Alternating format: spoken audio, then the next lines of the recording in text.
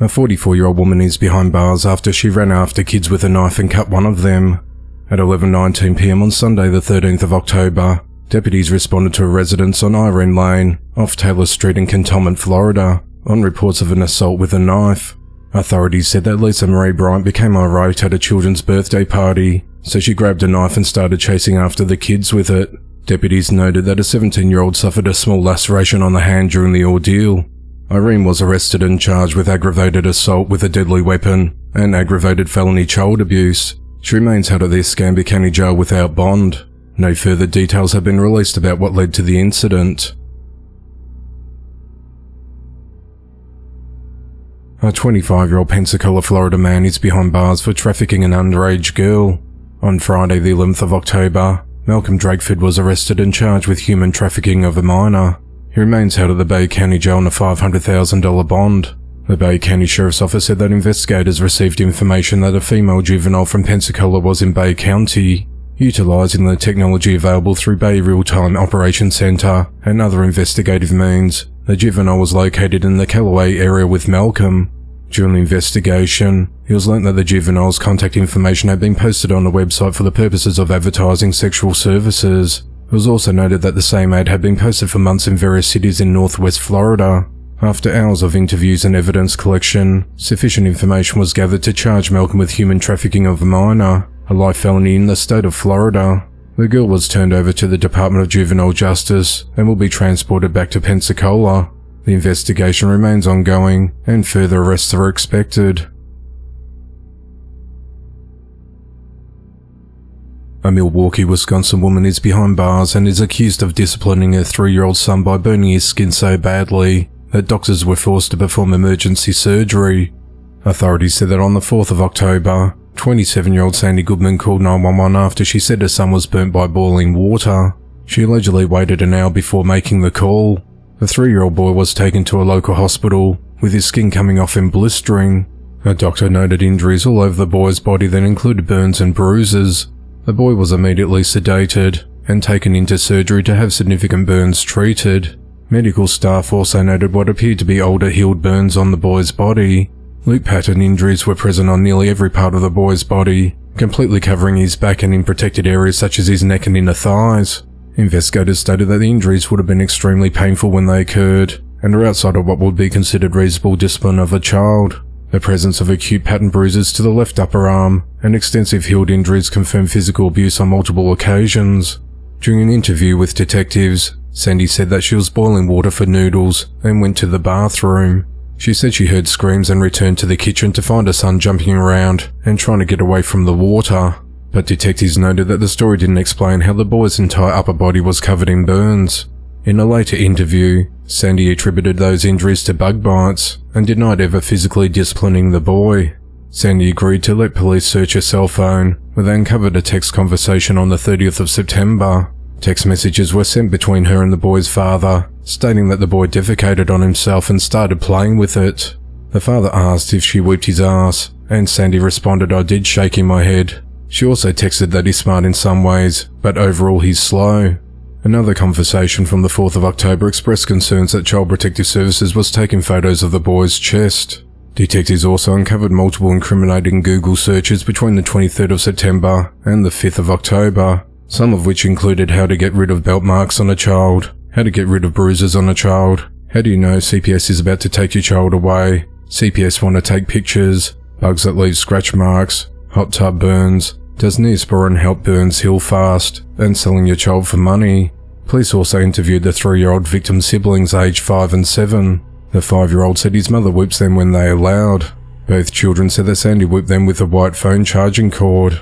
Her 7-year-old daughter said that Sandi yelled at the boy for stealing water. The girl described an incident where her mother put her hands around her neck and squeezed. She also said that Sandi punched her, and it felt hard like someone having spikes on her face.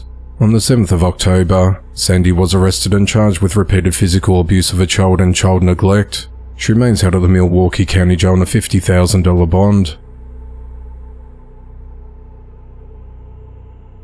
A woman has been arrested after police found her mother's skeletal remains inside a home they shared. On Monday the 7th of October, 92-year-old Katherine Arnold was reported missing. When a family member expressed concern and asked police to do a welfare check on her at the home Lorraine shared with her daughter 58-year-old Katherine Arnold at 370 Linwood Lane in Lancaster, Ohio. Officers spoke to neighbours who reported it had been a long time since they'd seen Lorraine and Katherine gone for about a week. At 2:28 p.m. on Wednesday the 9th of October, officers executed a search warrant at the premises. Authorities said that the house was in disarray, covered in cobwebs with vegetation growing in the basement. Once inside, police discovered skeletal remains in a chair, surrounded by an unknown substance. On Thursday the 10th of October, Katherine was located at a medical facility in Columbus.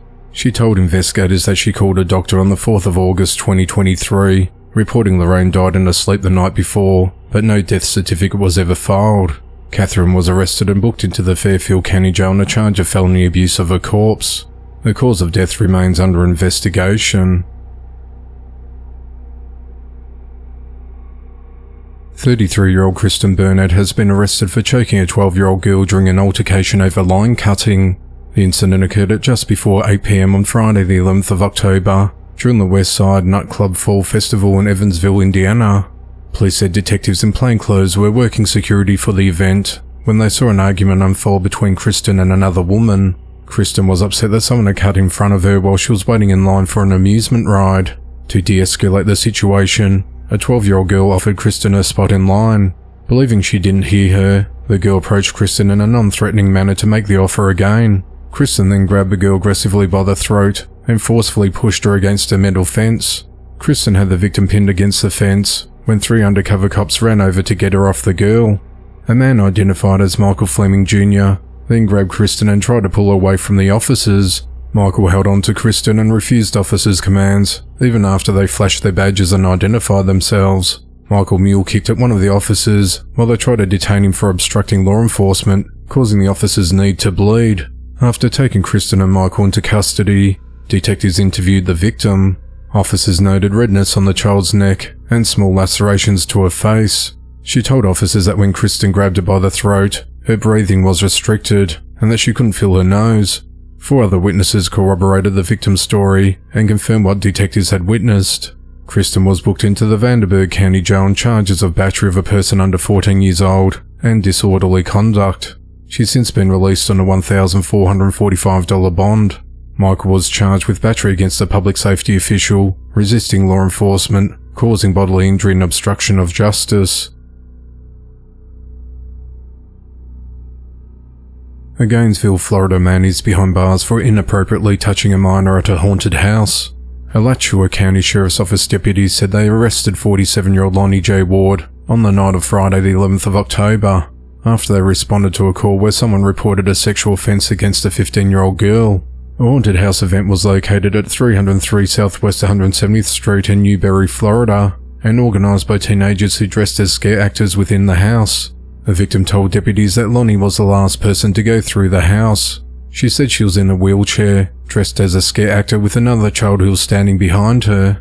The victim said that Lonnie walked over to her and bent down, then reached down to touch her and rub her inner thighs over her clothes towards her genitals, while staring at her for about 5 seconds. He then grabbed the victim's left arm and held it for about 30 seconds, stared at her in a bizarre manner and then left. The other minor standing behind the girl corroborated the account by stating that Lonnie looked at him and tried to play it off looking surprised before leaving the area.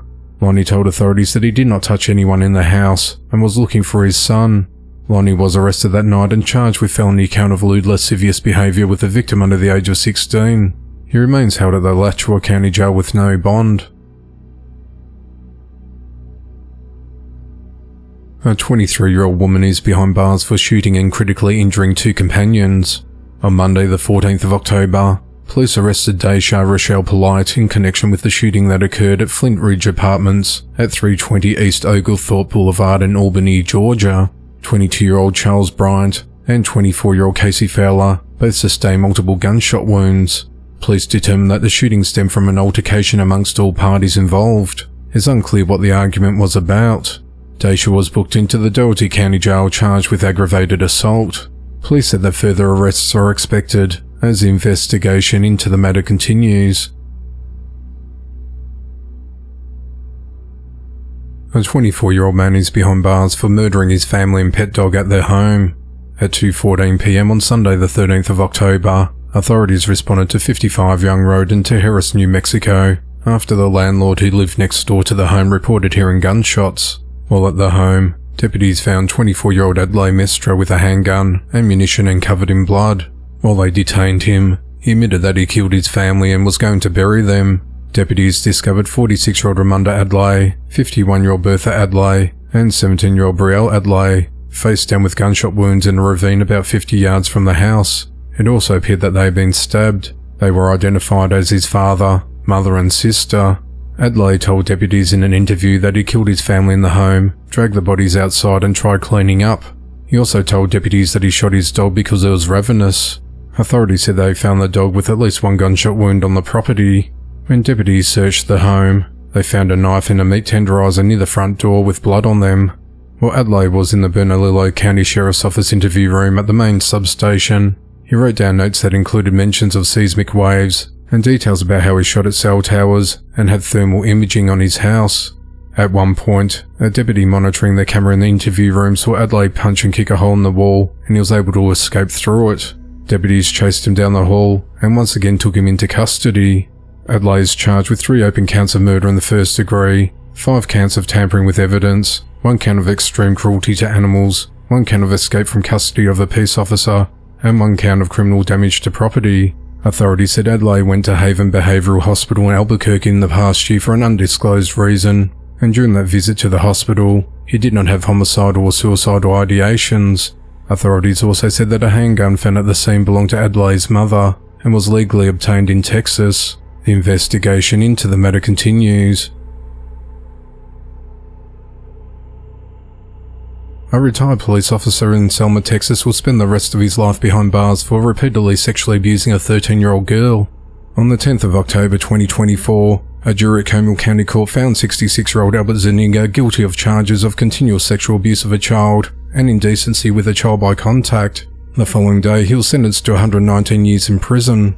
Albert was indicted in August of 2022 for the multiple assaults that occurred between March and September of 2015. The victim testified that Albert was renting some horse stalls from her grandparents and was often at the property. She said that Albert would give her alcohol to make her black out while she was being assaulted. The Comal County District's Attorney's Office said they built their case through more than 200 pages of phone records, which showed calls and text messages between Albert and the victim that went on for months and were usually late at night. The phone records proved essential in prosecuting Albert. When he took the stand in his own defense, he told the jury he was a retired police officer of 26 years in Selma. Albert attempted to blame the assaults on the victim. The district attorney's office said it's clear by the jury's verdict and sentence that they did not buy his version of events.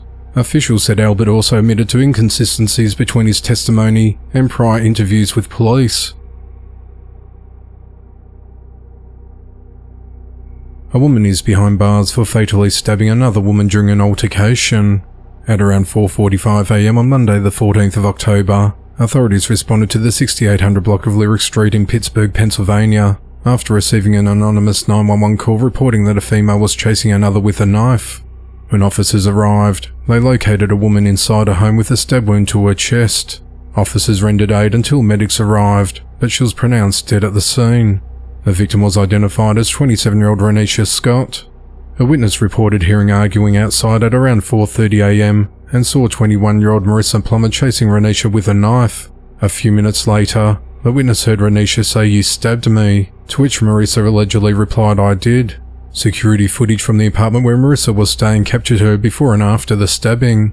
In the moments after the stabbing, police said the footage captured Maurissa saying, "I just used a pocket knife. I don't give a fuck." A different voice says, "You're going to jail." Dozens of Raneisha's family members arrived at the scene and told investigators that Maurissa was still in the nearby apartment posting to social media. As officers drove Maurissa to police headquarters for questioning, she asked if they had watched the surveillance footage of the incident. Multiple witnesses reported hearing someone shout, "Drop the knife," and one said he heard a male voice say, "We're family, guys. Don't do this." It's unclear if the victim and the suspect were related or what the fight was about. Maurissa was booked into the Allegheny County Jail on a charge of homicide. A preliminary hearing is scheduled for the 25th of October. A 41-year-old man is behind bars after he threatened kids with a gun for refusing to play basketball with him. On Saturday, the 12th of October, deputies responded to a basketball court located in the 6900 block of Lonesome Woods Trail in Atascocita, Texas on reports of an aggravated assault. Authorities said that Benjamin David Walls approached a group of kids playing basketball and asked to join their game. When they declined, Benjamin pulled out a handgun and made verbal threats toward both the children and their guardians before leaving the scene. Deputies later located Benjamin at his residence and took him into custody. He was transported to the Harris County Jail and charged with 2 counts of aggravated assault with a deadly weapon and attempted escape of arrest or confinement. He remains held on a $120,000 bond. An instructional assistant at Langley High School in McLean, Virginia has been arrested after he allegedly committed a sexually lewd act inside a classroom. Authorities said that on Friday the 11th of October, the school administration told the school resource officer that a student saw a 40-year-old David Scalea allegedly masturbating behind his desk. Detectives were notified and immediately began to investigate. No students were physically harmed in the incident. David was charged with obscene sexual display and contributing to the delinquency of a minor. He was placed on administration leave. David worked with the Fairfax County Public Schools since 2020. He remains held at the Fairfax County Adult Detention Center without bond.